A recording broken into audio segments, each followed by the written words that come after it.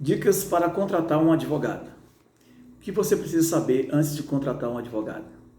Primeiro, você deve procurar um advogado especialista naquela área. Se você está precisando de um advogado para te defender em delegacia ou no processo criminal, procure um advogado criminalista. Se você precisa de um advogado na área de família, um advogado que atua na área de família. Trabalhista, dessa área também. Enfim, qualquer área que você precisa de um especialista, certo? Porque você quer alguém que resolva o seu problema.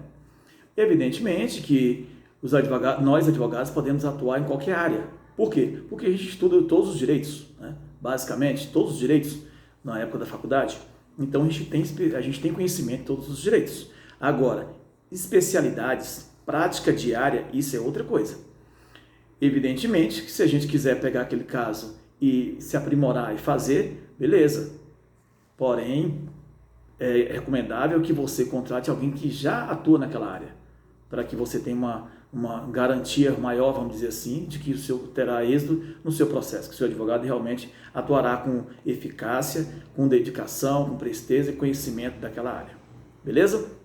Segunda dica, o advogado tem um valor fixo, todo advogado cobra um valor fixo ali, tem que cobrar aquele valor? Não.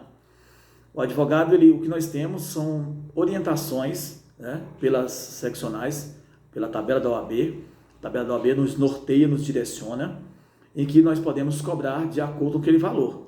Porém, a gente pode cobrar além ou aquém. Não existe um valor fixo.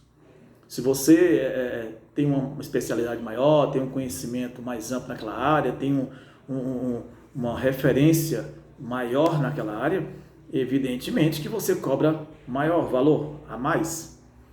Porém, isso não impede que você ajuste esse valor com o advogado no momento que vocês vão fechar o contrato. Tá? Independe. Então, assim, não existe o valor, existe esse direcionamento da tabela da OAB em todas as seccionais, que podem aí estar ajudando a nortear o advogado na hora de cobrar, beleza? Outra coisa, existem dois tipos de honorário basicamente no momento da contratação de um advogado. Existem os honorários sucumbenciais e os honorários contratuais. Honorários contratuais são aqueles honorários que você fecha com o cliente. No momento em que você fecha, sei lá, uma causa de 10, 20, 30 mil, esses são os honorários contratuais. E os sucumbenciais são os honorários pagos pela parte que perdeu o processo, né? Daí vem a questão de você ficar atento na hora de ingressar com uma ação. É importante você perguntar para o seu advogado se ali as probabilidades, o advogado também deve estar atento quanto a isso, para não ingressar em aventuras, porque as aventuras podem custar caro. Além de você não ganhar aquela causa, você pode ter que pagar a sucumbência. Já imaginou? Você ingressa querendo ganhar aí, sei lá, 20, 30 mil e acaba tendo que pagar, né? Então, fica atento quanto a isso. Normalmente a sucumbência varia de 10% a 20% em cima do valor da causa, certo?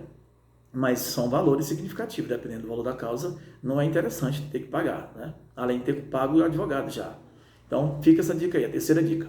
Quarta dica, para ingressar com uma ação, existem também as custas processuais, tá? Existem as custas processuais. O processo, essas custas processuais não são pagas para o advogado, são pagas para os tribunais, porque são emitidas certidões, são emitidas ali, tem os trâmites, né, oficial de justiça, enfim, todo o processo tem aquele trâmite, e para isso o Estado cobra, né? O Tribunal de Justiça recebe essas custas. Então, além desses procedimentos, desses valores da sucumbência contratual, existe também a questão das custas processuais, beleza? Quinta dica, o advogado pode prometer resultado? Jamais. O advogado não deve jamais prometer resultados. Por quê? Porque os resultados não fazem parte de uma contratação. O advogado não pode simplesmente chegar, essa causa aqui já é ganha. Aqui, com certeza, a gente já ganhou. Não pode.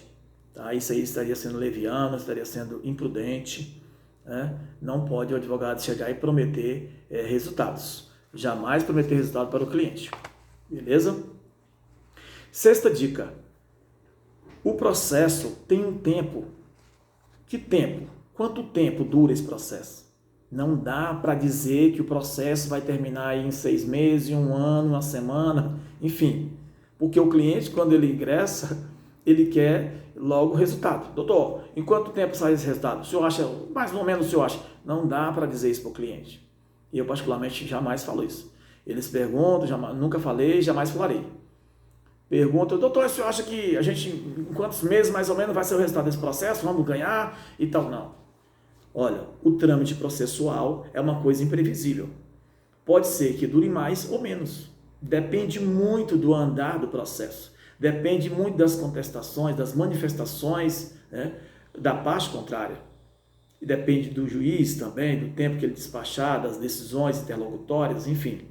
Não tem como falar um prazo X para o cliente. Olha, prazo X, estaremos aí com o resultado do processo, a gente já vai saber se a gente ganhou ou não. Não tem como saber isso, falar isso. Os clientes ficam constantemente perguntando para a gente. Eu recebo direto essas perguntas no momento de contratar. Doutor, o senhor acha que até quanto tempo? Não digo. Falo simplesmente não. Não tem como eu te falar isso, porque depende não só da gente, depende sim da parte contrária e depende do magistrado, enfim. Não podemos prometer o resultado. Não podemos prometer um prazo. Beleza? Direito do cliente. Sétimo, direito do cliente ter informações sobre o processo. É importante que você esteja sempre informando o cliente quanto ao andamento do processo. Tem advogados que pegam o processo e simplesmente deixam rolar, deixa para lá e não fala mais nada com o cliente, não informa o que está acontecendo e o cliente fica a ver navios. É importante a gente informar o cliente o andamento do processo. Por quê? Porque ali o cliente fica mais tranquilo. Estamos assim, né? Aconteceu isso, teve uma nova manifestação, a parte contrária fez isso, impugnou, conforme, enfim. Está sempre informando. Eu procuro sempre prestar esclarecimento, informações para o meu cliente, semanal, quinzenal, de acordo com a necessidade. Mas deixo sempre o meu cliente informado. Beleza? Isso é uma outra dica importantíssima que você tem que levar em consideração no momento de contratar um advogado. E oitavo e não menos importante é a questão do contrato. Faça sempre um contrato. Você vai contratar um advogado? Doutor, contrato. Exige isso do advogado. É um direito seu e um dever dele. Fazer o contrato. Por quê? Porque isso vai garantir a sua parte e a parte do advogado. Se você não faz um contrato, ele vai falar, pô, você contratou para isso. E você diz, não, doutor, mas o senhor disse que ia fazer isso também, aquilo, enfim. Se é só até a primeira instância, que esteja claro lá, vamos fazer isso, procedimento A, B, até a primeira instância. Se é o processo todo até não haver mais recurso, da mesma forma. Então, é importante esclarecer, é importante explicar para o cliente no contrato os detalhes do trabalho que você vai fazer. Você está recebendo tanto para fazer isso, certo? Então é isso aí. Fica essas dicas aí e fique atento. Na hora de contratar um advogado, leve em consideração essas dicas, porque com certeza você vai evitar muitas canseiras, beleza?